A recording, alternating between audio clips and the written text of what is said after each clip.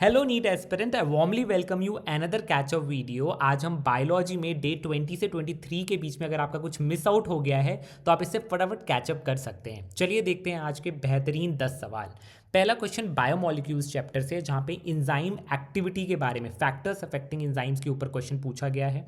अब इस क्वेश्चन में बोल रहे हैं कि एक इंजाइम है जो कि 10 डिग्री टेम्परेचर पे रखा है 3 मिनट के लिए, -10 डिग्री पे, एंड देन उसको यूज़ करा जा रहा है पी रिएक्शन के लिए। Okay, moving on. It is then gradually brought to the room temperature, जो भी रूम का टेम्परेचर होगा उस पर लेके आए, मतलब कि एक बेसिक टेम्परेचर जो आप ले लो average. It is then use in the chemical Q, second time एक क्यू केमिकल में यूज़ करा गया। फिर another enzyme is kept at 80 degree for 5 minutes, 80 degree Celsius, मतलब काफ़ी तपते हुए टाइम पे रखा गया टेम्परेचर पे, और फिर उसको आर रिएक्शन में यूज़ किया गया। फिर उसको ब्रॉट डाउन करा गया रूम टेम्परेचर में सेम, और फिर उसको यूज़ करा गया केमिकल रिएक्शन एस में। तो अलग अलग सिचुएशन में अलग अलग पॉइंट ऑफ व्यू से हमने इंजाइम को यूज़ किया है। अब वो पूछ रहे हैं कि which of the reaction will be catalysed by the enzyme and which is not. Okay, question बड़ा है, अंडरस्टैंडिंग भी इंपॉर्टेंट है। तो इसके लिए बेसिक जो आपकी अंडरस्टैंडिंग है वो ये है कि आपका जो इंजाइम है, फॉर एग्जांपल एक इंजाइम का वर्किंग टाइम अगर हम देखें तो अगर ये टेम्परेचर 0 है या बहुत कम टेम्परेचर है और ये 100 डिग्री है, तो इंजाइम एक पर्टिकुलर टेम्परेचर पर ही वर्क करता है। तो अगर आप इनिशियली देखोगे कम टेम्परेचर दोगे ना तो वो वर्क ही नहीं करेगा। फिर जैसे जैसे टेम्परेचर बढ़ रहा है, देखो यहाँ पे टेम्परेचर बढ़ रहा है यहाँ पे, है ना। तो जैसे जैसे टेम्परेचर बढ़ रहा है इंजाइम की एफिशिएंसी भी बढ़ रही है और फिर उसके बाद कम हो जा रही है। फिर अगर आप उसे पीछे भी लेके जा रहे हो ना, वो रिवर्स नहीं होती, क्योंकि ये असर्शन रीज़न है। क्यों नहीं होती? क्योंकि यहाँ पे इंजाइम डीनेचर हो गया है। तो वही कॉन्सेप्ट है। तो जब आपका पी रिएक्शन था तो उसमें क्या था कि टेम्परेचर क्या रखा है, कम रख रखा है, माइनस रख रखा है। तो माइनस वाले टेम्परेचर में तो रिएक्शन वैसे ही नहीं होगी, so no reaction will occur. देन अगला है कि इसी को रूम टेम्परेचर पे लाए, मीन्स कि यहाँ से यहाँ पर लेके आ गए हैं। तो जब आप यहाँ पर लेके आ गए हो, मान लो ये रूम टेम्परेचर है जहाँ पे वो सबसे ज़्यादा वर्क कर सकता है, तो मीन्स कि क्यू रिएक्शन में क्या होगा, product will form, product formation होगी। ठीक है, रिएक्शन पूरा होगा। फिर टेम्परेचर 80 डिग्री पे इंजाइम को लेके गए। जब भी आप हाई टेम्परेचर पे लेके जाते हो क्या हो जाता है, डीनेचुरेशन हो जाता है। और अगर डीनेचुरेशन हो गया है तो क्या ये रिएक्शन होगा? No, this reaction will also not take place, no reaction. And अब उसने बोला कि इसी इंजाइम को आप फिर रूम टेम्परेचर पे लेके आ गए और अब रिएक्शन कर रहे हो, तो रिएक्शन नहीं होगा क्योंकि डीनेचुरेशन हो रखा है ना। इंजाइम वापस अपनी प्रॉपर्टी थोड़ी ना ले पाएगा, तो यहां पर भी नो रिएक्शन। तो जो बेस्ट ऑप्शन यहां पर है वो है ऑप्शन नंबर 4, जहां पे reaction in which product are formed is only Q. तो क्यू वाले में ही प्रोडक्ट फॉर्म हो रहा था, बाकी सारे में प्रोडक्ट नहीं फॉर्म हो रहा था। तो this is the answer. Time लगेगा बट इसको, क्वेश्चन को आप जरूर फिर से एक बार देखें। Moving on to the next question, जो कि हमारा सेल साइकिल वाले चैप्टर से है, जिसमें हमारा क्वेश्चन पूछा गया है कि how many chromatid are present in anaphase 1 of meiosis 1 of a diploid cell having 20 chromosome. देखो, जब आपका मियोसिस चलता है, ठीक है, आपके मियोसिस के टाइम पे जब एनाफेज या फिर मियोसिस 1 जब चल रहा है, तब उस टाइम पे आपके क्रोमैटिड्स कुछ इस तरीके से, मतलब लाइक आपका क्रोमोसोम क्रोमैटिड्स पे ऐसे लगे होते हैं। तो मीन्स कि एक क्रोमोसोम के ऊपर 2 क्रोमैटिड्स होते हैं, ऑलवेज रिमेंबर। तो अगर ये वाला सिचुएशन है, मींस कि आपके डिप्लॉयड सेल में कितने थे, 20 थे, तो क्रोमैटिड्स कितने हो जाएंगे, 20 इंटू 2 दैट इज 40। ठीक है, आगे चलते हैं। अगला क्वेश्चन है, क्वेश्चन कह रहा है कि ये गिवन जो अमीनो एसिड का स्ट्रक्चर है ये किस पीएच पे एग्जिस्ट करेगा। देखो, अब यहाँ पे ना तुम्हें ज्विटर आयन का कॉन्सेप्ट पता होना चाहिए। कैसे हमें पता करना है ज्विटर आयन का कॉन्सेप्ट? देखो, ज्विटर आयंस क्या होते हैं कि जो आपका अमीनो एसिड है ना, कि वो कैसे एग्जिस्ट कर रहा है, ऐसे एग्जिस्ट कर रहा है। ठीक है, इस टाइम पे क्या है, इसके पास पॉजिटिव नेगेटिव दोनों चार्ज प्रेजेंट है। बट आपको क्या डायग्राम मिला है कि उसके पास सिर्फ और सिर्फ पॉजिटिव चार्ज प्रेजेंट है। तो वो कैसे कैसे पॉसिबल होगा? जब यहाँ पर क्या हो गया है, यहाँ पे आप देखो, यहाँ पर H आ गया है। तो यहाँ पे H आया कैसे होगा कि H पॉजिटिव प्रेजेंट होगा। तो H पॉजिटिव किस सॉल्यूशन में प्रेजेंट होता है, एसिडिक सॉल्यूशन में प्रेजेंट होता है, ठीक है, एसिडिक पीएच में प्रेजेंट होता है, तो इसकी पीएच क्या होगी, <7 होगी। तो <7 क्या है, यही ऑप्शन है, ठीक है। तो ये रहा हमारा आंसर। चलो आगे चलते हैं। अगला क्वेश्चन हमारा कह रहा है कि each chromosome is compose of 1 chromatid in, मतलब कि नॉर्मली क्रोमैटिड ऐसे, मतलब एक आपका हम ऐसे बोलते थे ना, क्रोमोजोम के बाद 2 क्रोमैटिड है, बट हम यहाँ पर क्वेश्चन पूछ रहा है कि सिंगल क्रोमैटिड कब दिखाई देगा। तो देखो, अब मेटाफेस 1 और 2 के अंदर ऐसा नहीं होता, क्योंकि वहाँ पे 2 क्रोमैटिड्स दिखते ही दिखते हैं, ठीक है। बट हमारा जो एनाफेस 2 होता है, वहाँ पर हमें क्या है, सिंगल क्रोमैटिड दिखाई देता है, क्योंकि अब क्या होता है, ऑलमोस्ट डिवाइड होना है, टीलोफेस बनना है, ठीक है। तो ये वाली चीज़ हो गई। अब आगे चलते हैं कि which of the following is an acidic amino acid. अब एसिडिक करेक्टर एक अमीनो एसिड पे क्यों आता है, क्योंकि उसके पास COOH प्रेजेंट होता है उसके बॉडी पे। अब नॉर्मली एक अमीनो एसिड जो होता है वो न्यूट्रल कैसे है, अगर किसी को न्यूट्रल होना है तो उसके लिए क्या हो, उसके ऊपर पॉजिटिव नेगेटिव दोनों चार्ज होने चाहिए। वैसे ही उसके पास एसिडिक एंड बेसिक दोनों करेक्टर होने चाहिए। तो अगर कोई अमीनो एसिड आपको इस तरह से बना हुआ है, तो इसके पास क्या है, एसिडिक करेक्टर, बेसिक करेक्टर। ये क्या है, एक न्यूट्रल करेक्टर है। बट अगर मैं वहां पर COH को यहां पे लगा दूं, बढ़ा दूं, तो क्या हो जाएगा कि ये एक एसिडिक करेक्टर शो करने लग जाएगा, क्योंकि यहां पे क्या हो गया, एसिडिक करेक्टर इंक्रीज हो गया।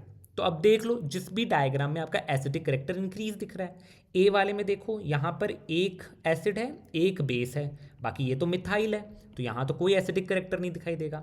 सेकंड वाले में देखो, एक एसिड करेक्टर, एक और, तो यहाँ पे 2 एसिड करेक्टर हैं और एक बेसिक करेक्टर है, तो यहाँ पर दिखाई देगा। और देख लो, एक बेस, एक एसिड, बेस एसिड, तो क्या सेकंड ऑप्शन आपका आंसर हो गया। आई होप कि ये समझ आया हो आपको, देखना बहुत ईजी है, बस कॉन्सेप्ट यूज हो रहा है, ठीक है। आगे चलते हैं।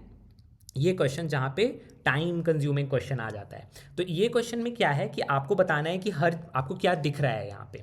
तो अगर आप यहाँ पे देखो कि सबसे पहले आपको कि गिवन इवेंट्स आपको बताने कहाँ पे होते हैं, तो इवेंट्स आपको पता होने चाहिए। अगर कुछ नहीं पता है तो एलिमिनेशन मेथड से भी कर सकते हो काफ़ी हद तक इस क्वेश्चन को, बट हम कोशिश करेंगे कि हमें सब पता हो। अब देख लो, अगर तुम थोड़ा सा टाइम बचाना चाहो तो ये फटाफट ऑप्शन पे ग्लैंस डालोगे, जो फर्स्ट वाला है वो सब में सी का सबका ऑप्शन इंटरफेस दे रखा है, ठीक है। तो देख लेते हैं कि इंटरफेस होता भी है या नहीं होता।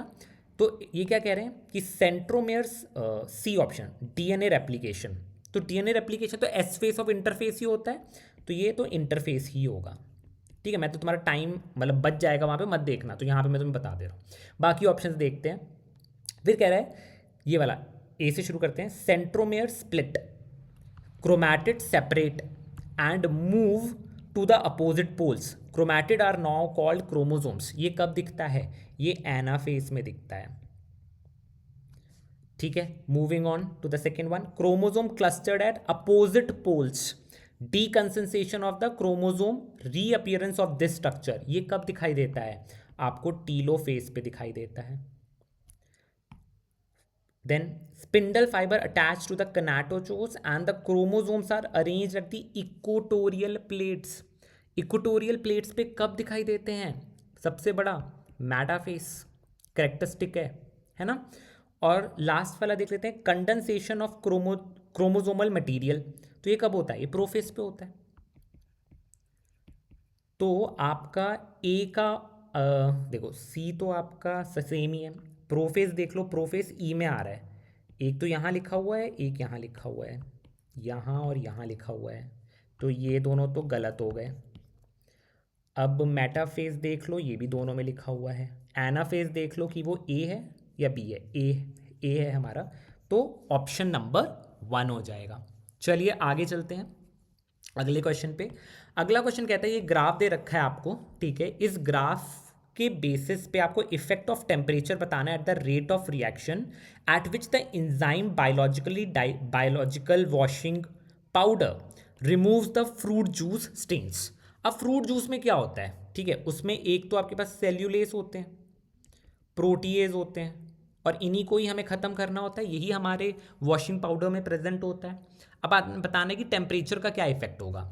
अगर देखो उन्होंने क्या बोला कि हायर देन एक्स, एक्स ये है, एक्स आपका क्या है, ये आपका ऑप्टिमम टेम्परेचर है। उसके बाद क्या होता है, ऑप्टिमम टेम्परेचर के बाद ये फॉल क्यों करता है, क्योंकि डीनेचुरेशन हो रहा है ना। तो अब यही देखना है कि डीनेचुरेशन में क्या क्या होता है। ठीक है, तो एक एक पॉइंट देखते हैं।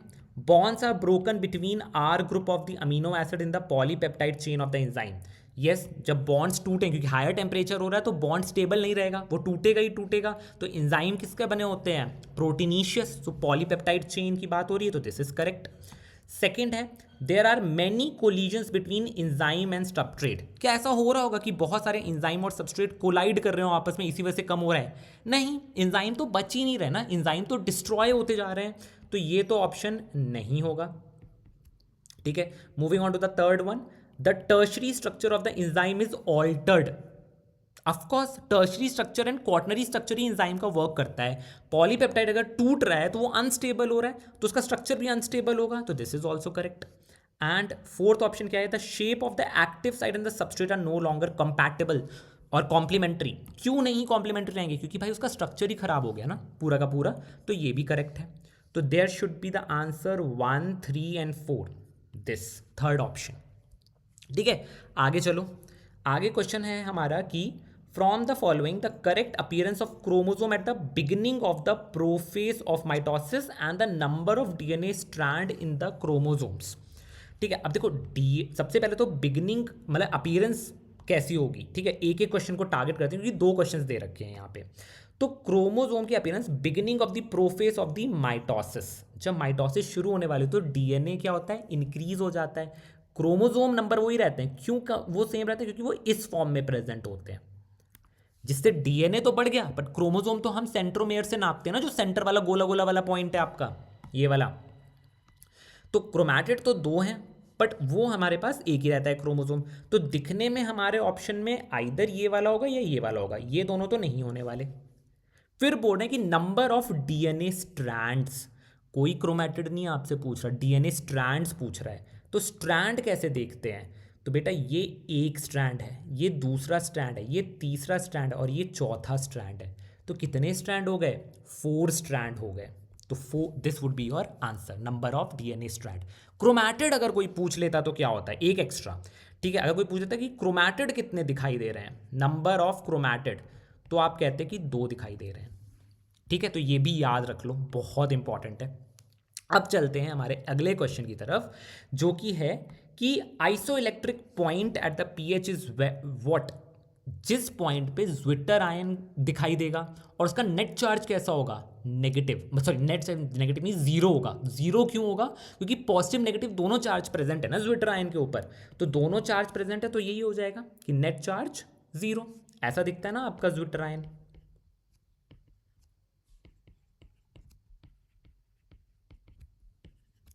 तो प्लस माइनस 0। ठीक है, अब आते हैं लास्ट क्वेश्चन की तरफ। वो कहता है कि एक प्लांट का सेल है जिसमें 12 क्रोमोसोम है by the end of mitosis. ठीक है, माइटोसिस खत्म होने के बाद क्या हो जाता है, साइटोकाइनेसिस हो गया, नया सेल बन गया। तो means each cell has what, 12 chromosome. How many chromosome would it has in the G naught phase of the next cycle. तो अब देखो नेक्स्ट साइकिल क्या है, अगर माइटोसिस खत्म हो गया तो अगला क्या शुरू होगा, इंटरफेस शुरू होगा। इंटरफेस का क्या होगा, G1 फेज शुरू होगा। तो मीन्स ये 12 क्रोमोसोम G1 में है। और हमें क्या पता है G0 फेज के बारे में, हमें पता है कि कभी कभी सेल अपना G1 फेज को छोड़ के G0 में चला जाता है। तो इसका मतलब कुछ चेंज थोड़ी ना हो जाता है, बस वो डिवाइड करना छोड़ देता है, बट जिंदा तो रह रहा है, मेटाबॉलिकली तो एक्टिव है, बट एक रेस्टिंग स्टेज टाइप है कि वो डिवाइड नहीं कर रहा। तो यहाँ पर भी क्रोमोसोम नंबर तो सेम रहेंगे, वो थोड़ी ना ऐसे होंगे कि वो भी कम हो जाएंगे, ज़्यादा हो जाएंगे, कहीं भाग जाएंगे, नो। ठीक है, तो अगर 12 क्रोमोसोम है तो यहाँ पर भी 12 ही रहेंगे। आई होप कि ये कॉन्सेप्ट समझ आया हो आपको। विद दिस आज हमने बहुत सारे चटपटे अच्छे क्वेश्चंस करे हैं। अगर आपको ये क्वेश्चंस पसंद आ रहे हैं तो लाइक ज़रूर छोड़ के जाना इस वीडियो के साथ, और do share it with your friends अगर आपको ये अच्छी लगी वीडियो। मैं मिलता हूँ किसी और दिन आपके साथ कुछ और चटपटे सवाल लेके, तब तक के लिए आप प्रैक्टिस करते रहें and all the very best, bye.